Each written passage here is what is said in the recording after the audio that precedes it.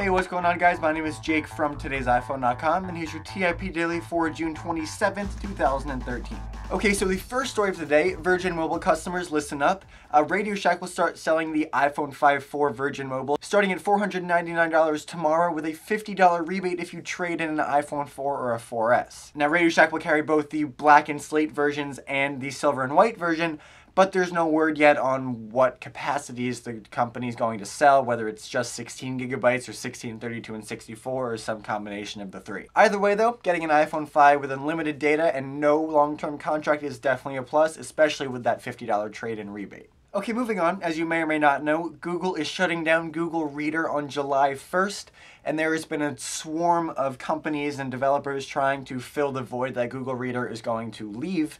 One such company is Digg, and it finally released the Digg Reader for iOS.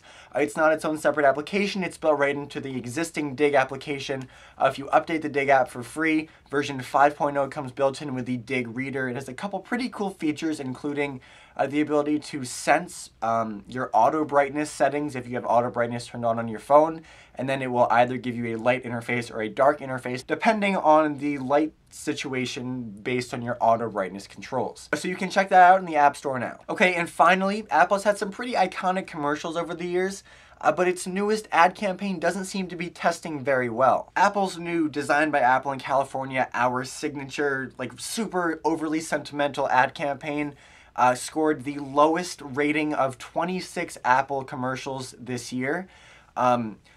Personally, I don't think it's surprising. I mean, Apple's always sort of towed the balance between just regular standard marketing and sort of trying to play at the heart of the customer. I think this latest round of ads kind of overdoes it a little bit. It kind of is just a little bit too much, and it doesn't really talk about any specific features or functions or any of the cool aspects of the products it's supposedly advertising. It's mostly advertising Apple as a company and trying to convey the company's values rather than what the company is selling, which obviously doesn't seem to be working. So hopefully Apple gets back into the advertising game soon and comes up with something cool. Alright, well, that's all the biggest news for today, guys. Thank you very much for watching. Your question of the day today is, what do you think of Apple's new Designed by Apple in California campaign?